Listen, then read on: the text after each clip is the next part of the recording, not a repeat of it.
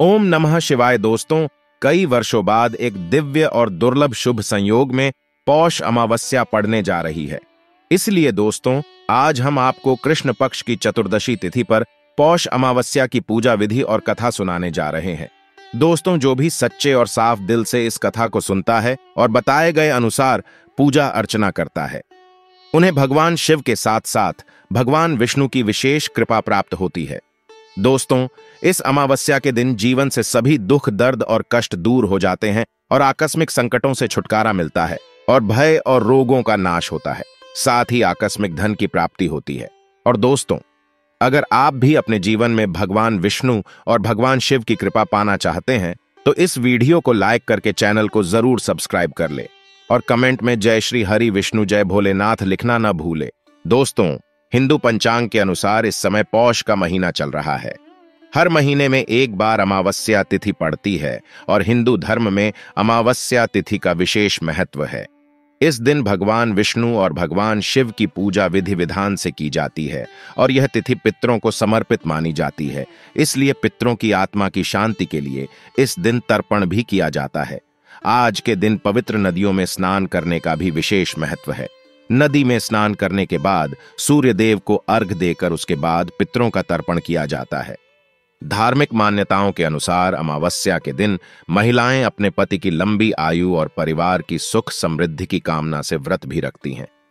तो आपको बताते हैं साल 2024 में पौष मास की अमावस्या कब है, व्रत कब रखा जाएगा और इस दिन रहने वाले शुभ और अशुभ मुहूर्तों के बारे में। इस बार पौष अमावस्या है 11 जनवरी गुरुवार को और इसी दिन व्रत रखा जाएगा। अमावस्या तिथि प्रारंभ होगी 10 जनवरी बुधवार की रात 8:12 से और समाप्त होगी। 11 जनवरी गुरुवार की शाम 5:27 पर 11 जनवरी गुरुवार को सूर्योदय होगा। सुबह 7:14 सूर्यास्त होगा। शाम 5:54 पर ब्रह्म मुहूर्त का समय रहेगा। सुबह 5:38 से 6:26 तक अभिजीत मुहूर्त, जो कि पितरों के लिए तर्पण आदि कार्य करने के लिए या दान देने के लिए बहुत ही उत्तम मुहूर्त है। दोपहर 12:13 से 12:55 तक रहेगा और राहुकाल का समय रहेगा। दोपहर 1:30 बजे से 3 बजे तक राहुकाल के समय को अशुभ मुहूर्तों में गिना जाता है। इस समय किसी भी नए काम की या किसी भी मांगलिक काम की शुरुआत करने से बचना चाहिए। पौष अमावस्या के दिन पितरों को तर्पण करने का विशेष महत्व है। इस दिन पवित्र नदी, जलाशय या कुंड आदि में स्नान करें।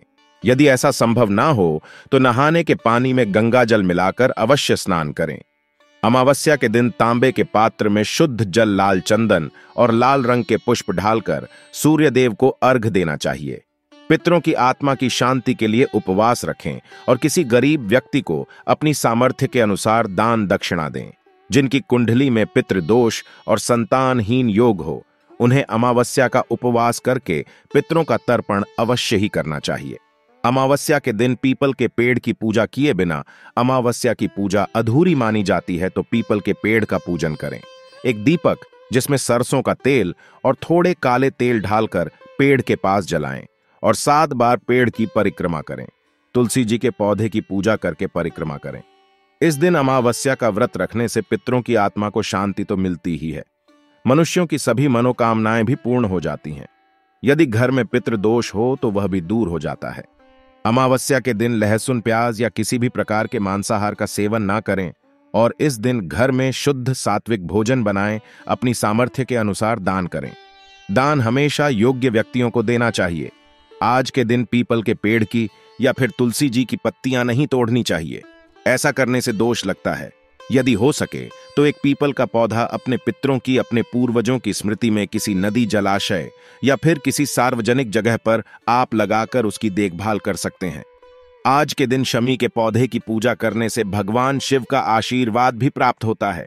मछलियों को आटे की गोलियां खिलाने से या गाय को हरा चारा खिलाने से आपके घर में यदि आर्थिक समस्याएं हैं तो वो समस्याएं भी दूर हो सकती हैं। अमावस्या तिथि पर आप 5 प्रकार के फल या मिठाई का भोग अपने पितरों को अर्पित करें और भोग का एक हिस्सा आप अपनी छत पर कौओं के लिए जरूर रखें। साथ में पानी रखें। मान्यता है कि हमारे पूर्वज कौ के रूप में आकर अपने हिस्से का अंश स्वीकार करके जाते हैं और अपने परिवारजनों को आशीर्वाद देते हैं। आइए दोस्तों, अब आपको सुनाते हैं पौष अमावस्या की कथा, जिसको सुनने मात्र से आपके सभी दुख दर्द दूर हो जाएंगे। कथा के अनुसार एक गरीब ब्राह्मण की सुंदर, गुणवान और संस्कारी बेटी थी, लेकिन उसका विवाह नहीं हो पा रहा था।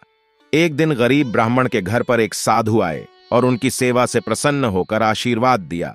फिर उन साधुओं ने उस कन्या को विवाह के लिए उपाय बताते हुए कहा कि यहां से कुछ दूरी पर एक परिवार रहता है। यदि यह रोज जाकर उसकी पत्नी की सेवा करे तो इसके विवाह में आ रही अड़चन दूर हो जाएगी। अगले दिन सुबह उठकर कन्या उनके घर जाकर साफ सफाई कर अपने घर वापस लौटती है। उस घर में रहने वाली स्त्री यह देखकर हैरान हो जाती कि कौन उसके जागने से पहले घर सफाई करके चला जाता है।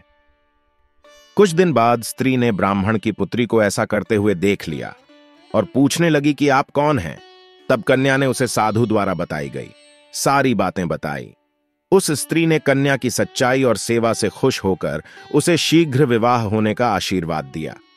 लेकिन जैसे ही उन्होंने कन्या को आशीर्वाद, उनके पति की मृत्यु हो गई। फिर भी उसने हार नहीं मानी और आंगन में लगे हुए पीपल के पेड़ की 108 परिक्रमा करके भगवान विष्णु से अपने पति का जीवन लौटाने की प्रार्थना की। उस दिन पौष अमावस्या थी। भगवान की कृपा से उसका पति फिर से जीवित हो गया। ऐसी मान्यता है कि जो व्यक्ति इस पौष अमावस्या के दिन स्नान दान करके पीपल की परिक्रमा करता है, उसकी सभी मनोकामनाएं पूरी होती हैं। तो दोस्तों, आशा करते हैं पौष अमावस्या से जुड़ी हुई यह महत्वपूर्ण जानकारी आपके लिए अवश्य उपयोगी सिद्ध होगी। तो दोस्तों, आपको जानकारी कैसी लगी हमें कमेंट में जरूर बताइएगा। वीडियो अच्छा लगा हो तो वीडियो को लाइक, शेयर और चैनल को सब्सक्राइब करना न भूलिएगा। आप सभी के मंगल की कामना करते हुए मिलते हैं अगली वीडियो में। धन्यवाद। जय श्री हरि विष्णु। हर हर महादेव।